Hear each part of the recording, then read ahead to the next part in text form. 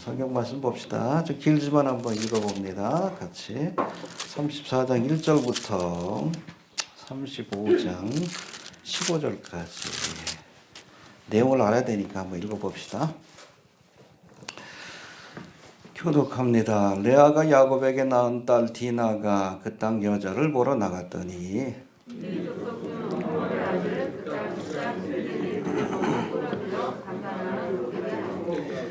그 마음이 깊이 야곱의 딸 디나에게 열련하여 그 소녀를 사랑하여 그의 마음을 말로 위로하고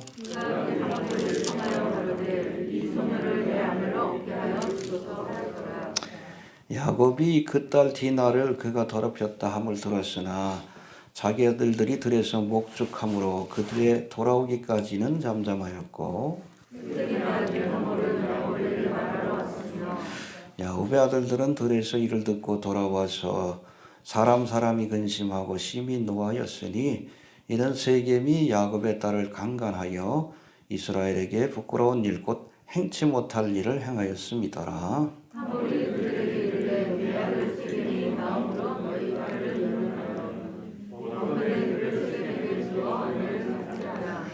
너희가 우리와 통혼하여 너희 딸을 우리에게 주며 우리 딸을 너희가 취하고 너희가 우리와 함께 거하되 땅이 너희 앞에 있으니 너희 먹으러 멸면하며 여기서 기업을 얻으라고 세겜도 디나의 아비와 남형들에게 이르되 나로 너희에게 은혜를 입게 하라. 너희가 내게 청구하는 것은 내가 수응하리라. 이 수응한 내를 주어 내가 빌게 하라. 아무리 큰 망대와 배우를 청구할지라도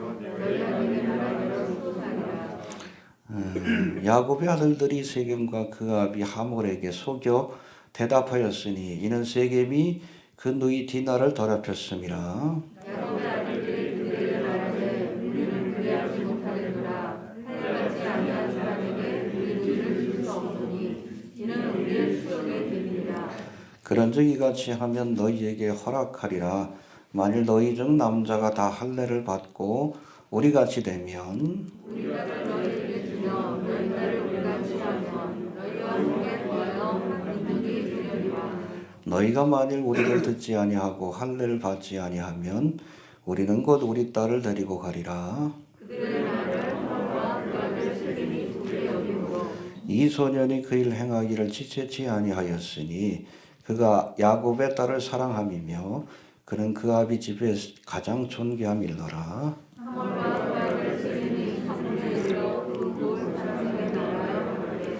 이 사람들은 우리와 친목하고 이 땅은 넓어 그들을 용납할 만하니 그들로 여기서 거주하며 매매하게 하고 우리가 그들의 딸들을 아내로 취하고 우리 딸들도 그들에게 주자. 그러나 우리의 모든 남자가 그들의 딸을 보는 같이 그들을 받아 그 사람들이 우리와 함께 거하며 한 민족 되기를 허락할 것이다.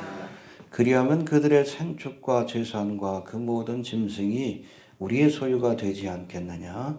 다만 그 말대로 하자. 그리하면 그들이 우리와 함께 거하리라.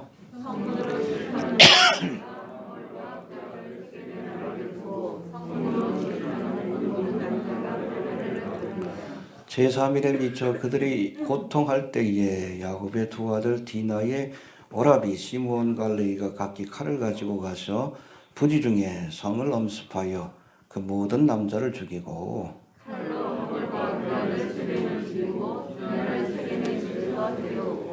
야곱의 여러 아들이 그 시체에 있는 성으로 가서 노략하였으니 이는 그들이 그 누이를 더럽힌 연고라.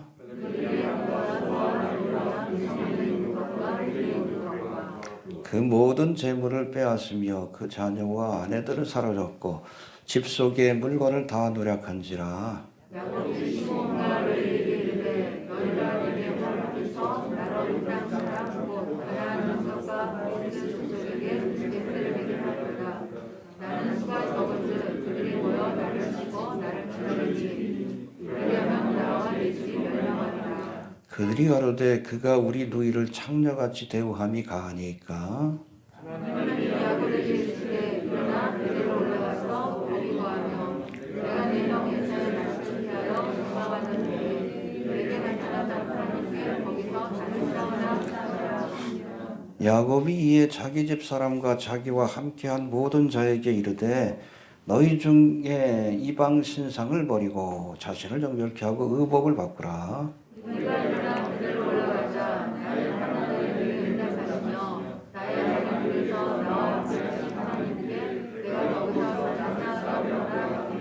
그들이 자기 손에 있는 모든 이방 신상과 자기 귀에 있는 고리를 야곱에게 주는지라.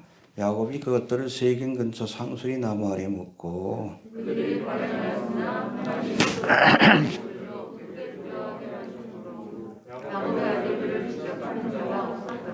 야곱과 그와 함께한 모든 사람이 가나안 땅 루스 곧 베델에 이르고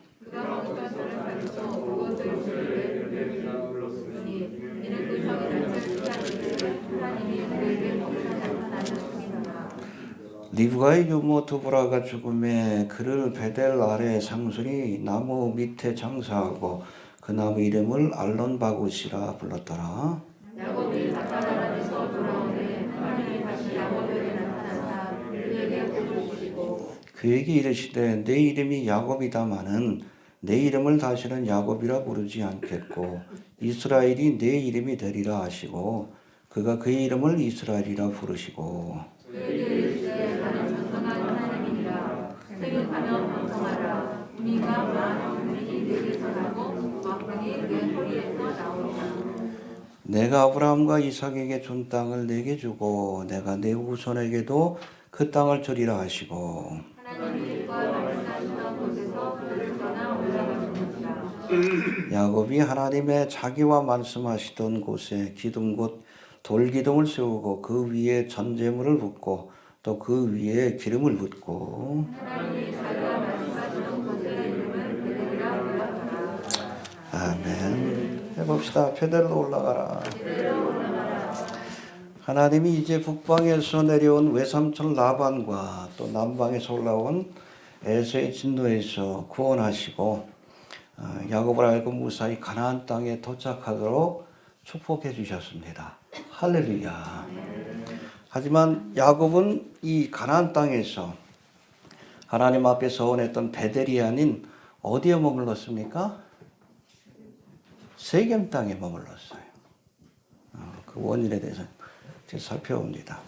아무튼 이렇게 서원한 땅이 아닌 세겜 땅에 머물다가 그 딸 디나가 강간을 당하고 또 분노한 그 오라비들이 세겜 사람들에게 피해 보복을 함으로 이제 이스라엘이 멸절될 위기를 맞이하게 됩니다. 그때 하나님께서 이 야곱에게 나타나셔서 주신 말씀이 뭡니까? 베델로 올라가라. 그래야 문제가 해결돼. 알겠습니까? 해봅시다. 베델로 올라가라. 세겜 땅에 머물면 환난이 그칠 수가 없는 거예요. 이 불신앙의 자리예요. 하나님의 집 베델로 올라가야 재앙이 멈추고 약속했었던 축복을 받아 누릴 수 있게 되는 겁니다. 베델로 올라갑시다. 네. 아직도 우리가 가나안 땅에 비록 들어왔지만 예수를 믿지만 세겜 땅에서 헤매고 있는 사람들이 있어. 불신앙의 자리에서, 불순종의 자리에서. 여러분 이 삶을 정리하고 이제는 베델로 올라가야 합니다. 신앙의 자리로 올라가야 환난이 멈추고 축복이 주어지는 거예요. 베델로 올라갑시다. 네. 잠깐 우리가 하나씩 살펴보기 전에 우리 지난 시간에 배운 말씀들 잠깐 한번 복습해 봅니다. 에서가 가솔 400인을 데리고 자신을 맞으러 온다는 소식을 들은 야곱이 두려움에 사로잡혀서 이제 재산과 가족들을 모두 야복강 너머로 보낸 뒤에, 그렇죠? 자기가 가장 아끼는 것을 뒤에, 그리고 나머지 것들을 앞에 앞세워서 보낸 뒤에 홀로 남아서 야복강가에서 밤이 맞도록 기도하다가 하나님과 씨름하며 기도하다가 분이엘의 은혜를 얻게 됩니다. 할렐루야. 우리가 하나님을 만나야 합니다. 환난 날엔 환난의 원인이 뭔지는 몰라요. 내게 하나님께서 연단하시기 위해서 환난을 주실 수도 있고 죄의 결과로 환난이 찾아올 수도 있지만 원인이 무엇이든 답은 정해져 있어. 환난 날엔 기도하시길 바랍니다. 할렐루야. 아무튼 그럴 때 하나님께서는 야곱의 이름을 이스라엘로 바꿔주시고, 할렐루야. 야곱이 뭐라고 기도했을까요? 에서의 마음이 바뀌게 해달라고. 근데 하나님의 응답은 네가 바뀌어야 돼. 내가 바뀌어야 에서가 바뀌는 거예요. 세상이 바뀌길 기대하기 전에 내가 먼저 바뀌어야 합니다. 이스라엘로, 하나님의 사람으로. 할렐루야. 또 이렇게 야곱이 밤이 맞도록 씨름하며 기도한 그곳을, 즉 분예를 지날 때에 해가 돋았다는 말씀으로 이 사건이 마무리 지어지고 있는데, 해봅시다. 분예를 지날 때에 해가 돋았다. 야복강가에서 기도할 때는 어두운 밤이었어요. 근데 분예의 하나님을 만났을 때 여명의 새 아침이 밝아오기 시작한 겁니다. 하나님만이 이 환난의 때의 유일한 소망이 되십니다. 하나님을 바라보세요. 환난이 뭐라 닥치죠? 저도 코로나 때문에 벌써 3월 6일 날 시작해가지고 한 달째요. 힘들어. 한 달은 더 갈 것 같아. 아직도 좀 숨이 가쁘고 그래요. 설교하는데도. 이건 시작이요. 그렇죠? 이제 뭐 기근이 온다, 뭐 경제가 붕괴된다, 뭐 전쟁의 소식이 들려오고. 벌써부터 그런데 여러분 7년 되고 나면 어떻게 버티겠어? 휴가 됩시다. 예고편만 보고 갑시다. 초창기에 여러분 7년 대환란이 시작이 되면 첫째인, 둘째인, 셋째인, 넷째인 띄어지면 넷째인이 여러분 온역의 재앙이에요. 인류의 4분의 1이 죽는다 그랬죠. 뭐 코로나로 뭐 죽은 사람도 별로 없잖아. 지금 예고편이요. 본편 시작되기 전에 우리가 베델로 올라갑시다. 그 베델로 올라가야 거기만이 도피처예요. 우리가 피할 수 있는. 이 땅엔 도피처가 없어요. 유대인들을 위한 도피처는 있어도.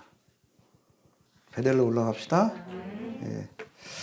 아무튼 분이엘의 하나님을 만날 때에 여명의 새 아침이 밝아오는 그런 은혜를 경험하게 될 줄로 그렇게 믿으시길 바랍니다. 자, 이제는 본문의 말씀도 하나씩 살펴봅니다. 세겜성에서 환난을 당하는 장면이 34장 1절부터 31절까지 기록되어 있는데, 이제 에서와 헤어진 뒤에 이 야곱이 곧바로 가나안 땅에 들어가는 것이 아니라 숫곳이라는 곳에 장막을 치다가 33장 17절입니다. 드디어 요단강을 건너서 가나안 땅에 도착을 합니다. 도착을 했으면 어디로 가야 돼? 베델로 가야 되는데 그러지 않고 어디에 머물러요? 세겜 땅에 머물다가 환난을 만나게 되는 거예요. 아무튼 이 사건을 통해서 주신 하나님의 교훈이 무엇인가, 우리가 한번 구체적인 환난이 어떤 것인가 살펴보면서 우리의 믿음을 좀 돌아볼 수 있게 되길 바랍니다. 우리 1절 2절 한번 봅시다. 34장 1절 2절 시작.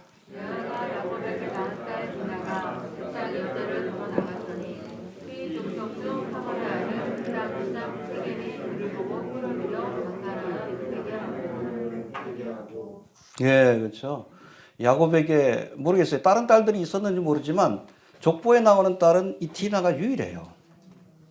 유일한데 이 디나가 세겜 여자들하고 교분이 있었던 것 같아. 무슨 축제인지 뭔지 모르지만 세겜성에 놀러 갔다가 세겜에게, 하몰의 아들 추장인 세겜에게 강간을 당하는 사건이 벌어지게 됩니다.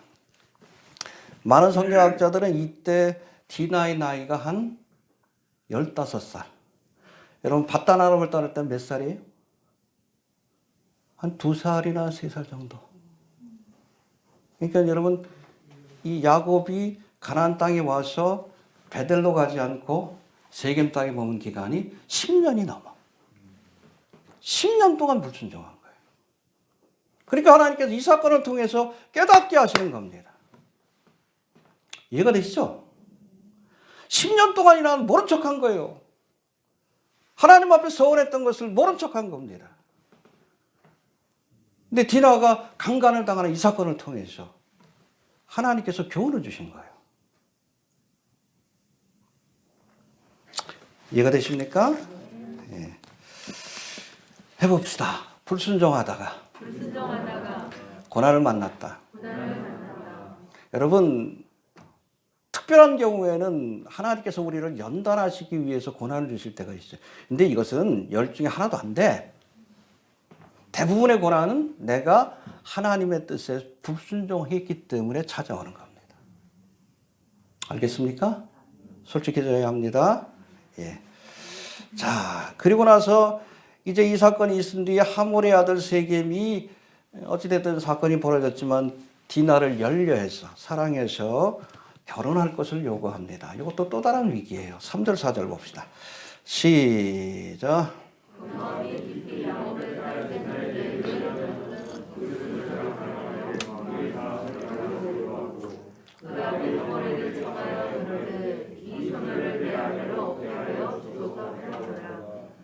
예, 이것도 또 다른 위기인데, 영적인 위기인데, 세겜성으로 놀러온 디나를 강간한 자를 2절에 보니까 해봅시다.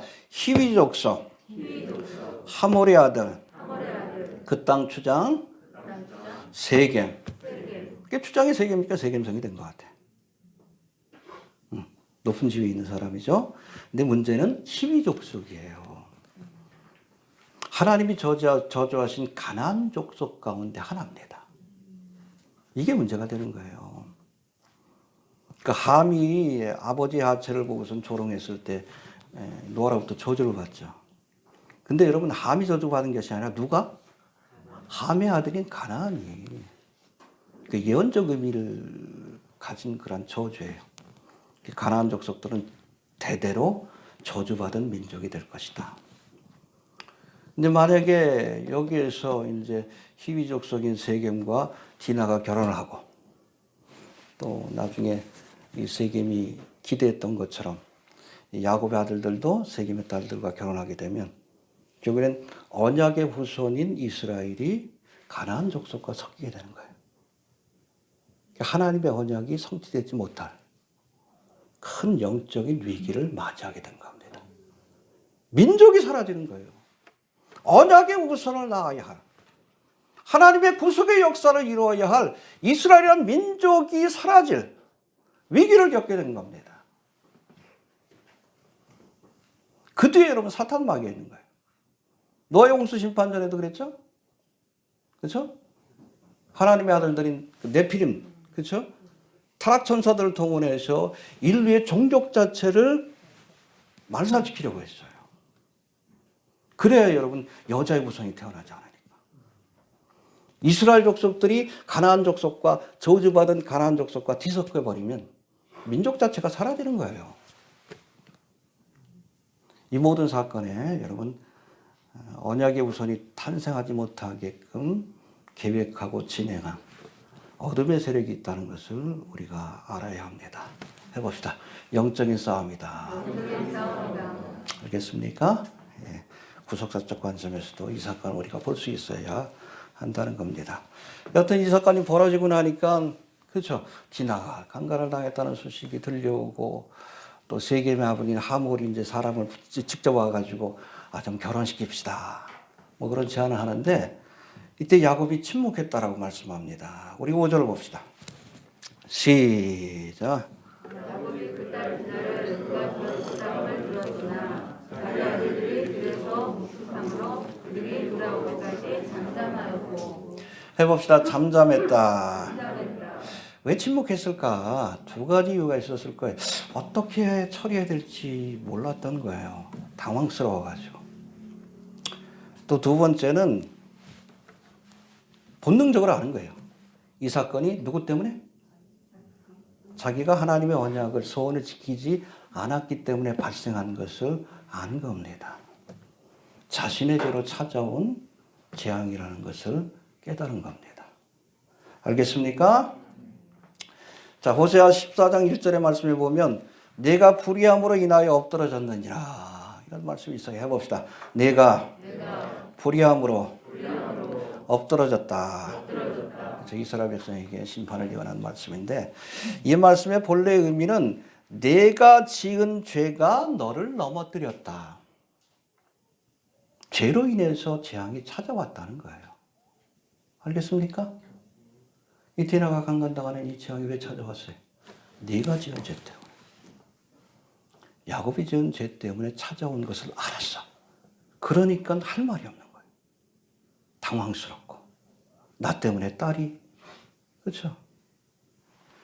여러분, 형통한 날에는 기뻐하고 곤고한 날에는 혹시 이 재앙의 원인이 내 죄 때문은 아닌지 돌아보는 시간을 가져야 합니다. 알겠습니까? 의인의 고난이다. 웃기지 마라. 그런 고난 거의 없어. 대부분은 자기 죄 때문에 찾아오는 거예요. 죄가 찾아간 겁니다. 야곱은. 이해되시죠? 이 죄 문제를 해결하지 않으면 재앙도 멈추지 않는 거예요. 그래서 하나님께서 요구하신 것도 베델로 올라가라. 베델로 올라가라. 소원을 지키라.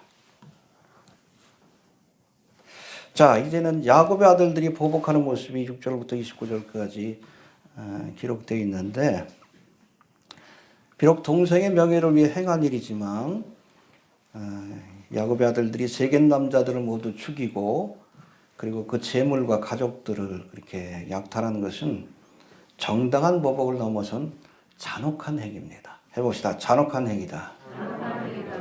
지나친 겁니다. 알겠습니까? 하나님도 기뻐하지 않는 잔혹한 행위입니다. 구체적으로 살펴봅니다. 6절, 7절 봅시다. 시작.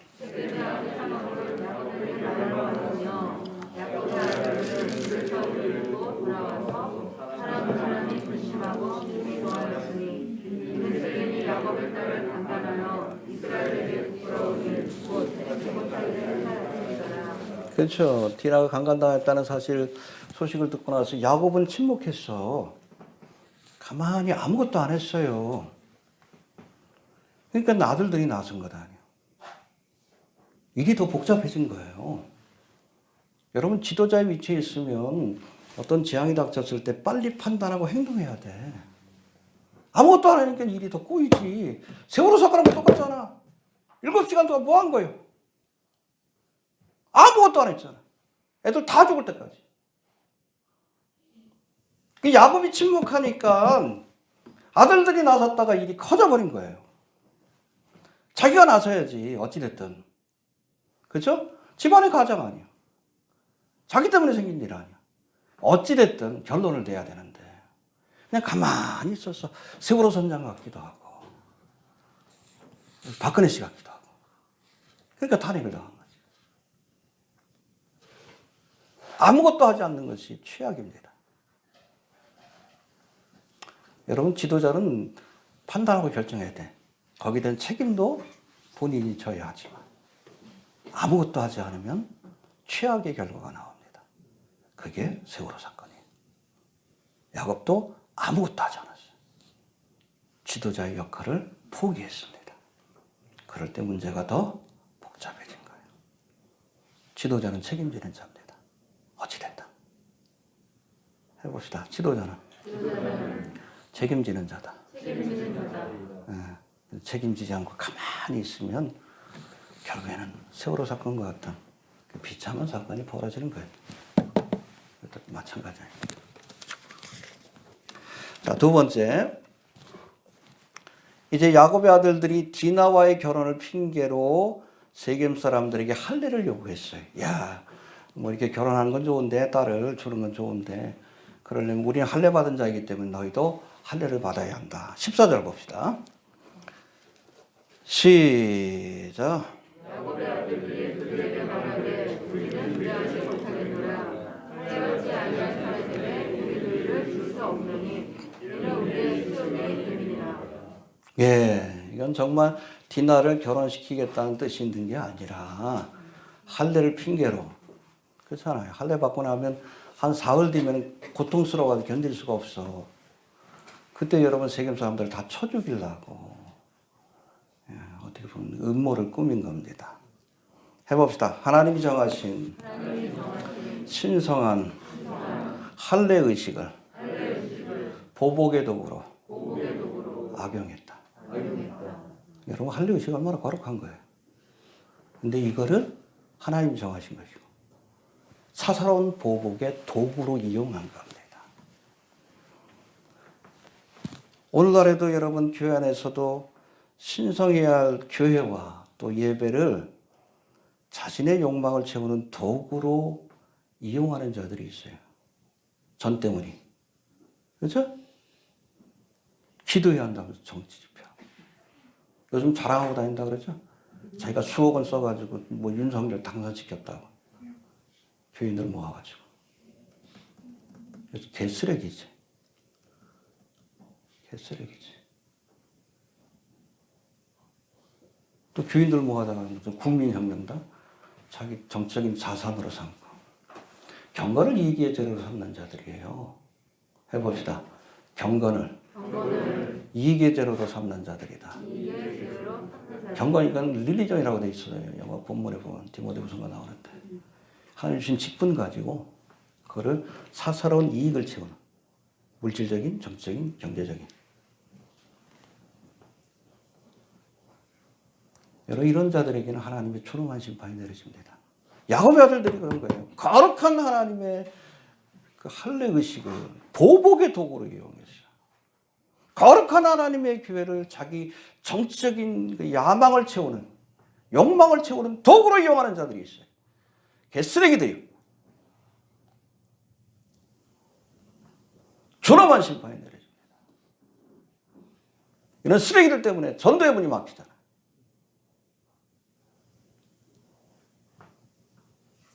교회가 여러분 정치 재력에 꼬북 노릇하고 책망해야 될 교회가 여당 야당을 떠나서 그렇잖아요. 꼬북 노릇이나 하고 하나님의 이름을 욕되게 하고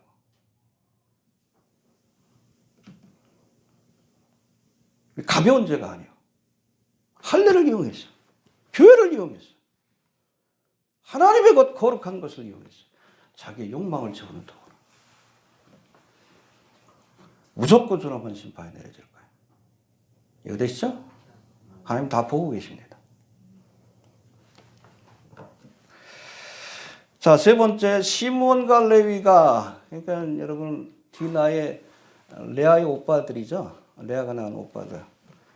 두 사람이 칼로 세겜 남자들을 살육하고 그걸로 끝난 게 아니에요. 다른 형제들은 이제 살육이 끝난 뒤에 세겜성을 탈취한, 약탈하는 일에 함께 동참을 했어요.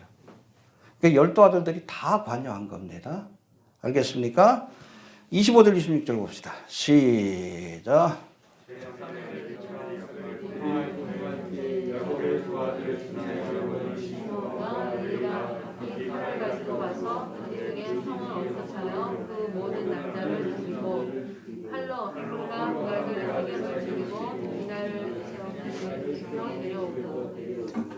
할례 받아가지고 꼼짝 못하니까 그냥 두 사람이 해가지고 그냥 다 살육한 거예요. 할례를 여러분 보복의 도구로 사용한 거죠. 근데 이 두 사람의 죄로 끝난 것이 아니라 다른 아들들은 이제 세겜성을 노력하는 일에 함께했다라고 말씀합니다. 27절부터 29절까지 시작. 야곱의 여러 아들이 지체 있는 성으로 가서 노력하였으니 이는 그들이 그들을 더럽히더라. 그들이 양과 소와 나귀와 그 성에 있는 것과 들에 있는 것과 그 모든 재물을 빼앗으며 그 자녀의 아내를 사로잡고 집속의 물건을 다 노력한지라. 예, 얼마나 잔인합니까? 남자들 다 죽이고 힘없는 여자와 자녀들을 노예로 삼고 거기 있는 뭐 양과 소와 재물 다 훔쳤어요. 이 도둑놈들이지. 아주 쓰레기죠. 이런 모습을 보면 야곱의 아들들이 세겜성을 친 것이 순수하게 디나의 수치를 갚아주기 위한 행동이라고 보기 힘든 거예요. 동생 디나의 수치를 갚는다는 명분을 내세워서 자신들의 개인적인 욕심을 채웠다는 겁니다. 알겠습니까? 해봅시다. 보복을 핑계로 욕심을 채웠다. 여러분 성경에서도 보복하라고 말씀합니다. 그러나 정당하게. 신명기 19장 2절에 보니까 우리가 죄에 대한 처벌을 할 때는 생명은 생명으로, 눈은 이는 손은 손으로, 발은 그 사람이 내를 쳐가지고 이빨을 부러뜨려 하라는 거예요. 다리를 잘라는 거예요. 근데 이게 잔혹한 여러분 형벌이 아니에요. 공정한 형벌을 해라. 왜냐하면 고대 사회에는 입 부러뜨렸다고 그 사람 죽이고 그런 일들이 벌어졌기 때문에 그래요. 있었죠. 야곱의 아들들죠. 해봅시다. 형벌을 행할 때도 공의로운 형벌을 내려야 한다. 이게 공입니까? 아들들? 아니요. 지나친 처벌이고 보복이고 또 자신의 개인적인 욕심을 채우는 수단으로 이걸 악용했다는 데 문제가 되는 겁니다. 알겠습니까? 눈은 눈으로, 이는 그 이상을 처벌하지 마라. 그래서 구약의 율법이 탁월한 거예요. 알겠습니까? 뭐 우리 사회 안 그렇잖아. 에? 주가 조작해도 감옥에도 안 가고 그렇잖아요. 이게 공정과 상식인지. 돈 있고 권력이 있으면 아무리 죄를 져도 검찰 사위만 있으면 다 빠져나오고. 이게 무슨 공정과 상식이야. 사회가 썩었다는 증거지. 공정해야 합니다. 알겠습니까? 형벌을 내릴 때도 지나친 보복 아니야. 이를 부러뜨렸으면 이만 건드려라. 이거 되십니까? 지나가 강간당했다고 큰 남자를 다 죽여버리고 뭐 거기 있는 것까지 다 가족들까지 노예로 삼고 이건 여러분 하나님도 진노하실 일입니다. 해봅시다. 하나님의 사람들은 형벌을 내릴 때도 공의로워야 한다. 이해가 있죠? 하나님 요구하시는 겁니다. 자, 아무튼 이 사건 뒤에 보니까 야곱이 뭐라고 합니까? 30절 한번 봅시다. 30절 시작.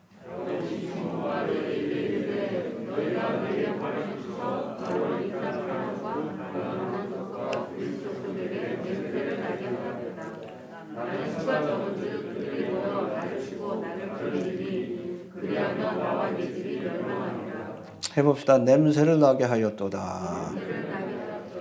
가나안 족속과 브리스 족속에게 고약한 사람이 되게 했다. 화를 입게 했다. 그런 뜻이에요. 이제 죽게 되었구나. 본능적으로 아는 겁니다. 그냥 놔두고 있어. 응? 아마 계획을 세웠을 거예요. 저 못된 야곱의 일가 이스라엘을 다 쓸어버려야지. 어떻게 이런 악행을 저지를 수 있느냐. 그러니까 주변에 있는 가나안 족속과 브리스 족속이 힘을 합해가지고 치려고 할 때. 야곱이 깨달은 거예요. 일생일대의 위기를 맞이한 겁니다. 그런데 재미있는 것은 이 환란이 야곱이 베델로 올라가는 계기가 된 겁니다. 할렐루야. 믿습니까? 네. 자, 이제 베델로 올라가는 말씀이 35장 1절부터 15절까지인데 야곱의 딸 디나가 하몰의 아들 세겜에게 강간을 당하자 디나의 오라비들이 그 원수를 갚겠다고 세겜 남자들을 모두 죽이고 세겜 성의 재물들을 약탈했습니다. 이 사건이 주변 가나안 족속들에게 알려지고 분노한 이들이 일어나 야곱과 그의 가족들을 치려할 때 하나님이 야곱에게 나타나 베델로 올라가라는 말씀을 주셨어요. 1절 한번 봅시다. 시작.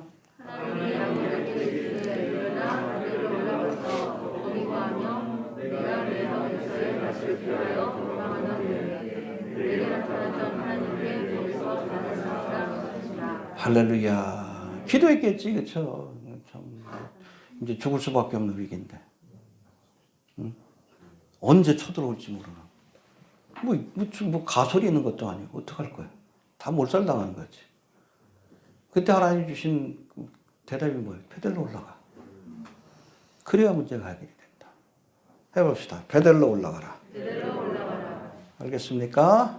예. 이 말씀의 의미를 하나씩 살펴봅니다. 먼저 1절 다시 봅시다. 시작.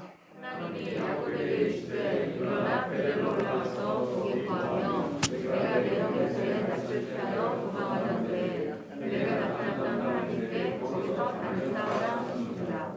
모든 문제의 원인은 야곱이 베델이 아닌 세겜성에 머물렀기 때문에 그것도 12~13년을 응? 이거 깔고 뭉개가지고 그냥 거기서 살라 그랬던 거예요. 이 사건이 없었으면 베델은 절대로 안 올라갑니다. 거기 광야니까. 사람 살기 편한 곳이 아니요. 돌베개 베고 자던 뭐 있어. 하나님밖에 없지. 세겜성은 여러분, 그 세겜 땅은 세겜성도 있고 얼마나 살기 좋아. 장사하기도 좋고 양떼 키워가지고 팔아먹기도 좋고 젖을 짜서 팔아먹기도 좋고 세상적인 이익을 쫓아 세겜 땅에 머문 겁니다. 그러다가 환난을 만나게 된 거예요. 아브라함의 조카 롯하고 비슷하잖아. 인간적인 욕심 때문에 어딜 가까이 했어? 소돔성을 가까이 했지. 아브라함을 떠나가지고. 그러다 화를 당한 거예요. 여러분, 복 있는 사람은 죄인의 길에 오만한 자의 자리에 아무리 세상적인 이익이 주어져도 세겜 땅, 소돔 땅에 머물면 안 되는 거예요. 죄인들이 사는 곳이기 때문에. 그들이 심판을 받을 때 함께 심판받을 수밖에 없는 거예요. 여러분, 믿음의 사람들은 조금 불편하고 시골이에요, 베델은. 세겜은 도시요. 지금도 여러분 세겜성이 유명해요. 야곱의 우물이 있는 것이고. 그대로부터. 베델은 허벌판이요. 뭐 있어. 응? 아몬드 꽃이 피는, 그렇잖아요. 성의 이름이 루스인데 농사 짓는 곳이요. 돈 벌기 쉽지 않은 것이지. 시골로 가려니까 아까워가지고 못 간 거예요. 세상적인 이익을 추구하다가.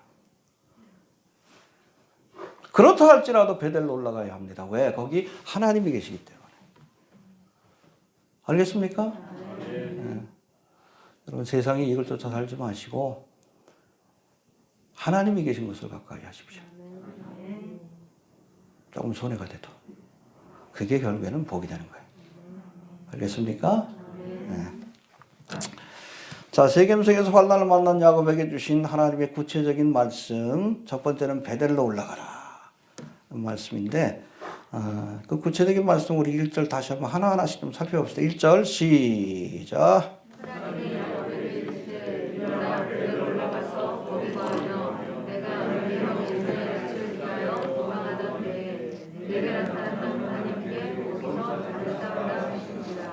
예, 여기서 한 세 가지 명령을 주시는데 해봅시다. 베델로 올라가서 거기 거하라.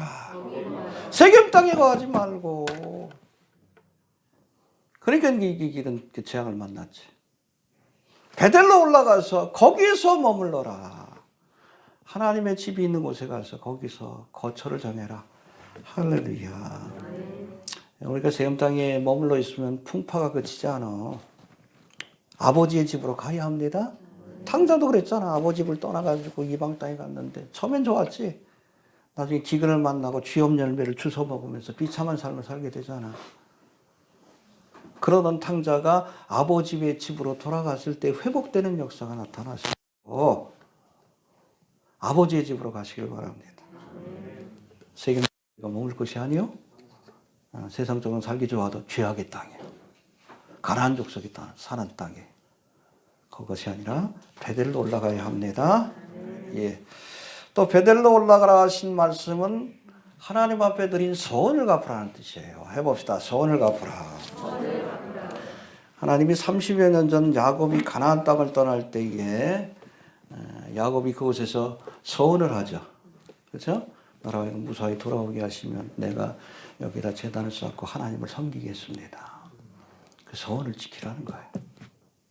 약속했으면 지켜야 합니다. 알겠습니까? 여러분, 하나님은 야곱이 가나안 땅을 떠날 때 베델에서 주셨던 약속을 성실하게 지키셨어요. 뭐라고 약속합니까? 창세기 28장에 보니까 내가 너와 함께해서 내가 어디로 가든지 너를 지키며 너를 이끌어 이 땅으로 돌아오게 할지라. 할렐루야. 가나안 땅으로. 그러니까 가나안 땅에서 20년 동안 지켜주시고 큰 거부가 되어서 돌아오게끔 하나님께서 언약을 지키셨잖아요. 해봅시다. 하나님은 약속을 지켰다. 이때 여러분, 하나님만 약속한 것이 아니라 야곱도 서원했어요. 약속했다는 거예요. 하나님께 드리는 약속이 서원이요. 뭐라고 서원합니까? 28장 21절 22절에 보니까 나로 평안히 가나안 땅에 돌아오게 하시며 베델에다가 제단을 쌓고 하나님을 섬기겠다. 그럼 지켜야지. 하나님은 지켰어요. 근데 지는 약속을 안 지켜. 여러분, 하나님은 약속하신 것은 반드시 지키는 신실하신 분입니다. 민수기 23장 10절에 보니까 하나님은 인생이 아니시니 시건치 않으시고 인자가 아니시니 후회가 없으시도다. 어찌 그 말씀하신 바를 행치 않으시며 하신 말씀을 실행. 하나님은 거짓말을 못해요. 그렇기 때문에 약속하신 것은 반드시 지키십니다. 그래서 여러분 예수님 전에 주신 약속을 구약이라고 그러고 예수님 이후에 주신 약속을 그렇죠. 뭐 다음 주에 뭐 십자가에 관한 그 이사야 53장의 말씀을 설교할 터인데 그 예수님의 초림에 관한 모든 예언들이 다 약속들이 성취가 되었어요. 할렐루야. 십자가 부활과 승천의 사건으로. 아직까지 성취되지 않은 예언이 있어요. 구약과 신약에. 종말과 재림에 대한 약속이 아직은 성취가 되지 않았어요. 초림의 약속이 여러분 100% 성취된 것처럼 재림에 대한 약속도 100% 성취될 것을 믿어야 합니다. 하나님은 그런 분이에요. 하나님이 약속하신 것은 반드시 지키시는 신실한 하나님이기 때문에 잘 들으세요. 하나님은 자기의 백성들에게도 약속한 것을 지키기를 요구하십니다. 하나님의 속성에 관한 문제예요. 그러니까 함부로 서원하면 안 돼. 그래서 서원했다면 반드시 지켜야 합니다. 안 그러면 이런 재앙을 만나게 되는 거예요. 알겠습니까? 해봅시다. 함부로 서원하지 말고 서원했다면 반드시 지켜야 한다. 사실은 사사 입다가 함부로 서원했다, 그렇죠?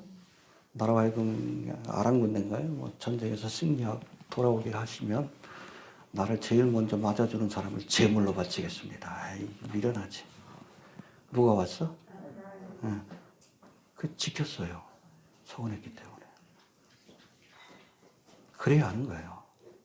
그만큼 서원이 무서운 겁니다. 그러니까 여러분 지키지 못할 서원은 하지 마셔요. 하나님께 약속하지 마십시오. 그리고 약속했다 그러면 반드시 지켜야 합니다. 알겠습니까? 전도서 5장에 보니까 내가 하나님께 서원하였거든 갚기를 더디게 말라. 하나님은 우매자를 기뻐하지 아니하시나니 서원한 것을 갚으라.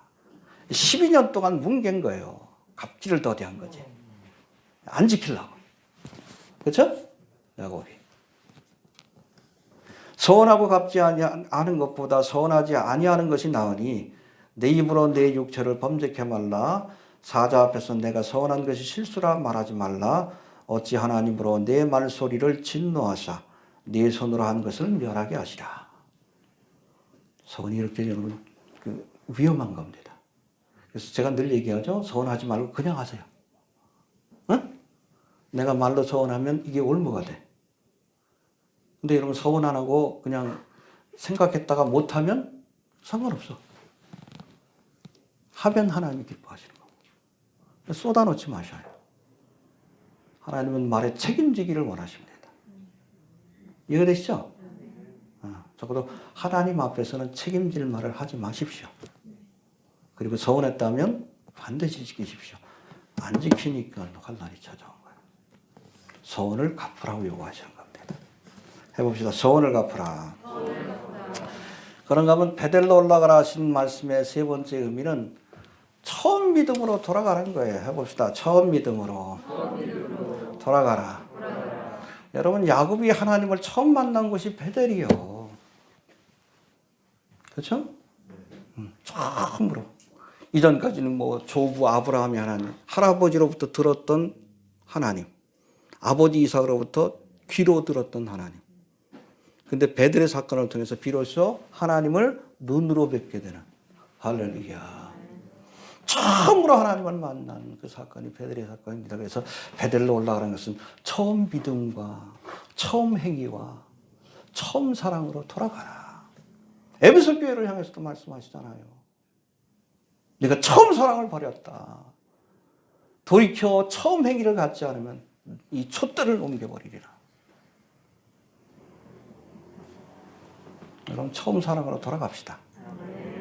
내가 저를 처음 만났을 때 그 믿음과 그 결단으로 돌아가야 합니다.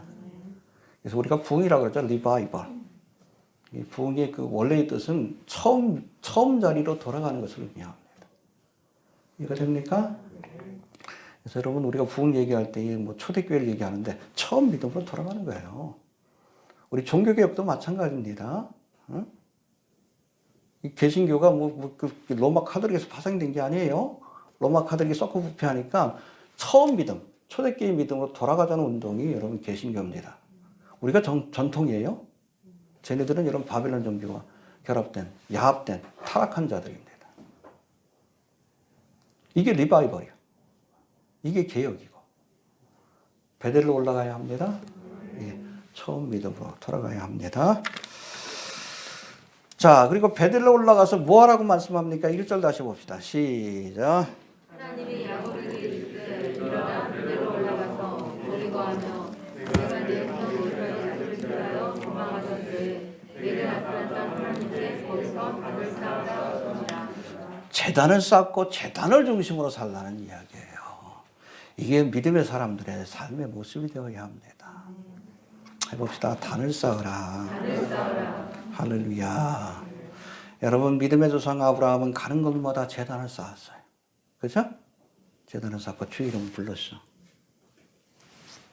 그리고 이삭도 그랄 땅에서 여러 번의 실패와 좌절을 겪은 뒤에 나중에는 깨닫고 부엘세바로 가서 제단을 쌓았더라. 할렐루야. 그럴 때 재앙이 멈추고 하나님의 축복이 임했다라고 말씀합니다. 그거를 이제 야곱에게 요구합니다. 제단 중심으로 살아야 한다는 거예요. 하나님의 백성들은.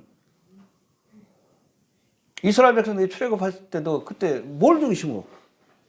성막을 중심으로 하나님의 제단이. 또 저들이 나라를 건국했을 때는 뭘 중심으로? 성전을 중심으로. 이 제단과 성막과 성전이 누굴 상징합니까? 예수님이지. 우리 그리스도인들은 예수를 중심으로 살아야 돼요. 그리고 예수님의 몸된 교회를 중심으로 해봅시다. 예수를 중심으로. 교회를 중심으로 살아라. 그럴 때 재앙이 멈추고 축복이 주어지는 거예요. 제단을 쌓아라. 그래서 제단 쌓고 제단을 중심으로 살아라. 그게 믿음의 조상의 모습이고 하나님의 백성의 모습이다. 여러분 제단을 중심으로 살지 않는 사람들은 진정한 그리스도인이 아니에요. 세겜성, 세상을 중심으로 살지 마시고 예수 중심으로, 예배를 중심으로, 하나님을 중심으로 그렇게 살 수 있게 되기를 바랍니다. 자, 이제는 하나님의 명령을 받고 베델로 올라가는 야곱과 그의 가족들의 모습을 살펴볼 터인데 그냥 올라가면 안 돼요. 올라가는데 필요한 절차가 있습니다. 2절 봅시다. 시작.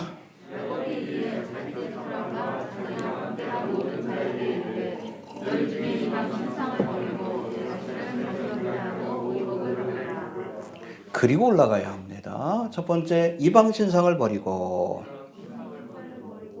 그렇죠. 라헬도 여러분 바다나람에서 나올 때 뭘 갖고 왔어? 우상을 갖고 왔어. 그러니까 뭐 나머지 형제들도 뭐 세겜 땅에 머물러 살면서 우상을 섬겼던 것 같아. 몰래. 근데 베델에 올라가면 누구를 섬겨야 돼? 여러분 하나님과 우상을 같이 섬길 수 없는 거예요. 이해가 됩니까? 십계명의 첫 번째 계명이 나 외에 다른 신은 없다. 우상 숭배하지 마라. 이 첫 번째, 두 번째 계명이에요. 하나님을 섬기려면 우상을 버려야 합니다. 하나님과 재물을, 하나님과 우상을 겸하여 섬길 수 없습니다. 현대인의 우상은 뭐 재물이니까. 그렇죠? 네.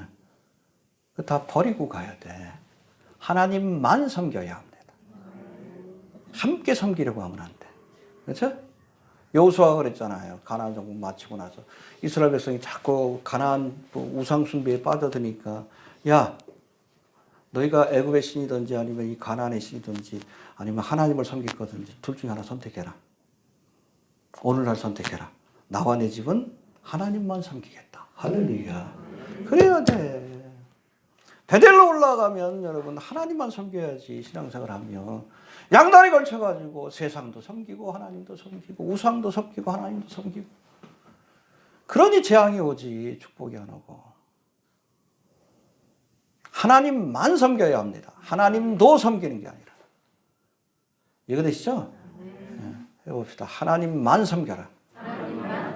하나님만 섬겨야 될 하나님의 백성이 하나님도 섬기고 그냥 세상 정치인도 섬기고 돈도 섬기고 하나님도 섬기려고 하고 가랑이가 찢어지지.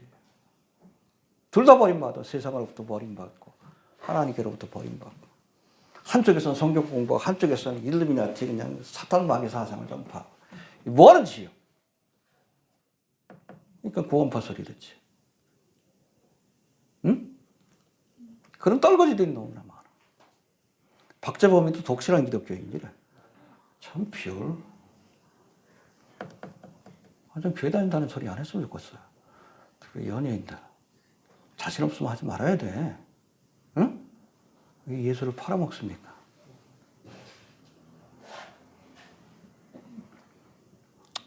하나님만 섬겨야 합니다. 이해가 됩니까? 예. 하나님도가 아니라 하나님만. 이해가 되시죠? 예. 이방신상을 버려야 합니다. 또 두 번째 2절에 보니까 이방신상을 버린 뒤에 스스로를 정결케 했다. 해봅시다. 스스로를 정결케 했다. 내가 거룩하니? 거룩한 하나님을 만나려면 스스로 정결케 해야죠. 그렇죠? 우리가 뭐 성막을 연구할 때 보면은 문을 통과하면 제일 먼저 뭘 만나게 돼요? 번제단. 거기에서 우리의 죄를 다 씻어야 돼. 그리고 그걸로 끝나는 것이 아니라 하나님 계신 성소와 지성소로 가려면 반드시 그 앞에 뭐가 또 있어요? 물두멍이 있어. 우리가 구원받은 뒤에도 손과 발에 먼지가 묻습니다. 그렇잖아요. 예수 믿는다고 죄 안 져? 스스로를 성결케 하는.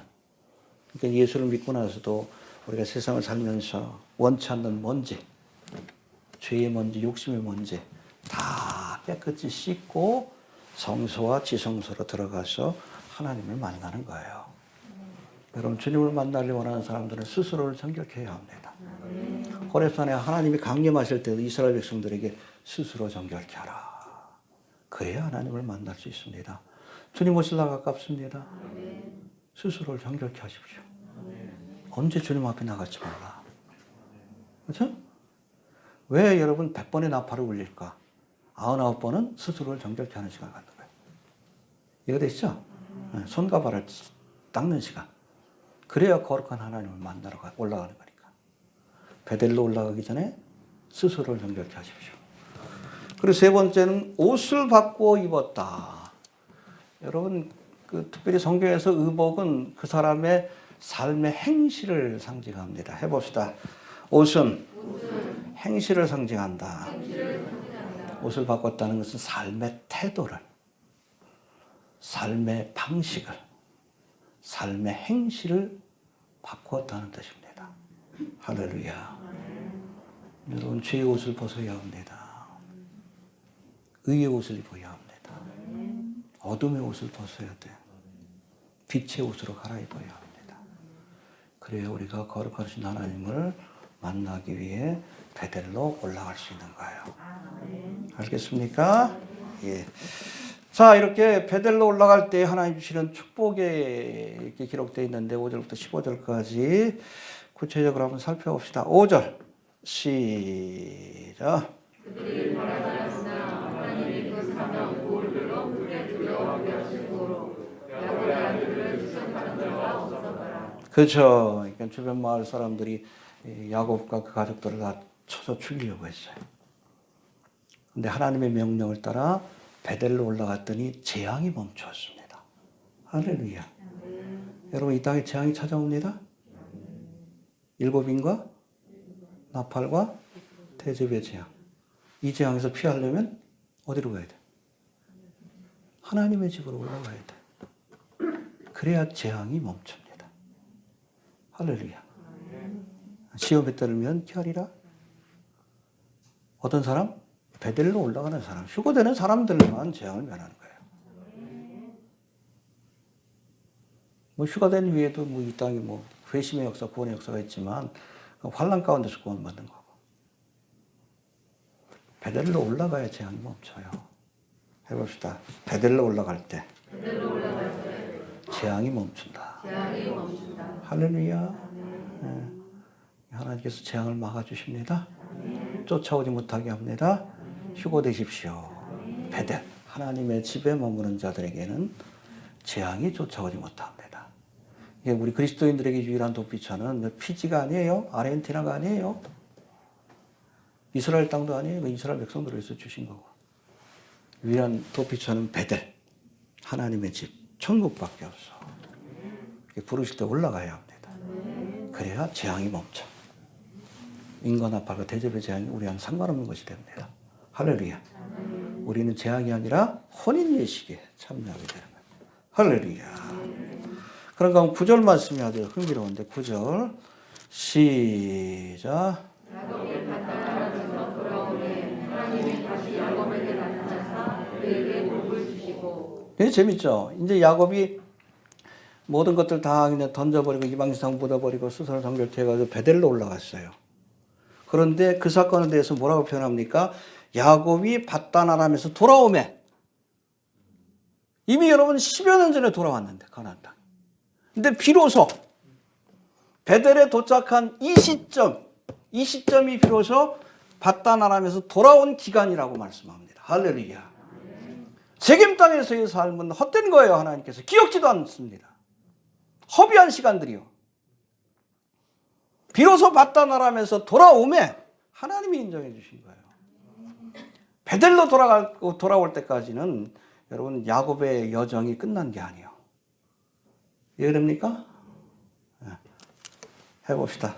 밧단 아람에서 돌아왔다. 이미 10여 년 전에 가나안 땅에 돌아왔지만 세겜 땅에 머물던 10여 년의 기간을 하나님은 인정하지 않았습니다. 베델로 돌아올 때에 비로소 야곱이 밧단 아람에서 돌아왔다. 그렇게 평가를 내려주신 거예요.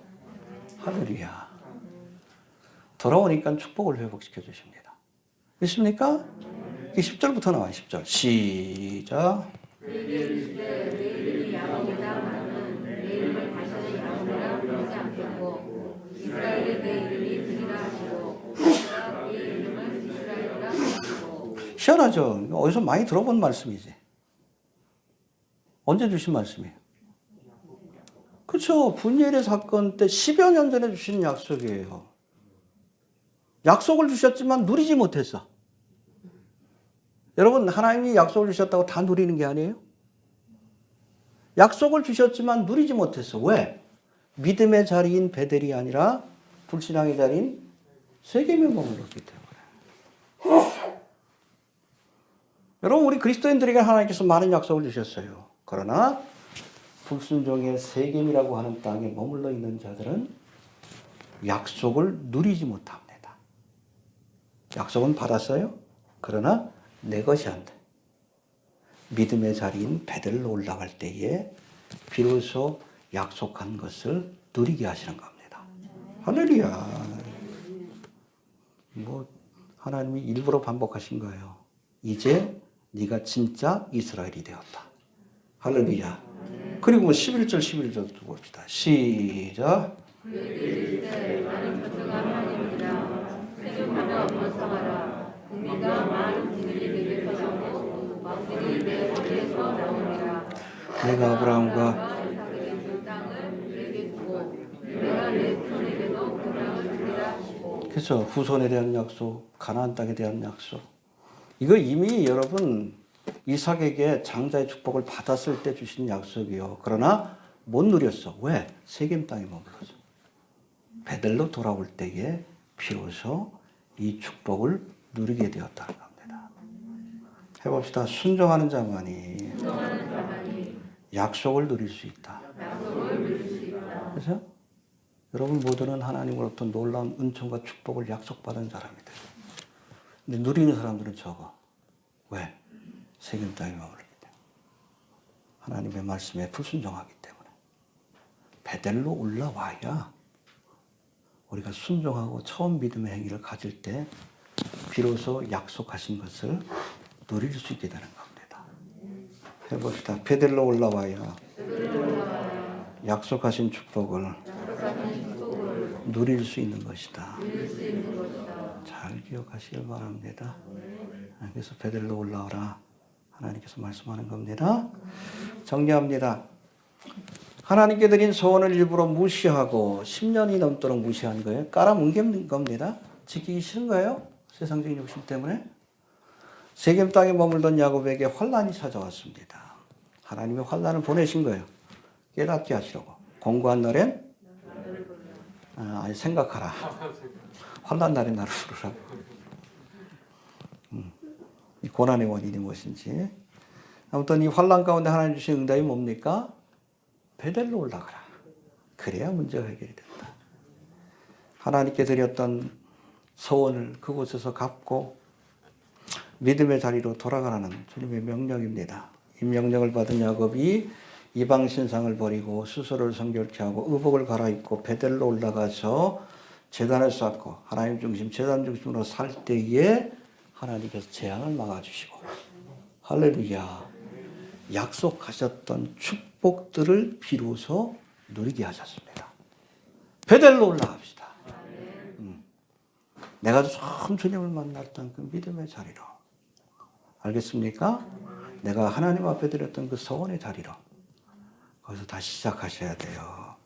그래야 하나님께서 베델의 축복을 주실 줄로 그렇게 믿습니다. 우리 주신 말씀 붙들고 한번 기도합니다. 하나님 은혜를 감사합니다. 주님을 믿고 하나님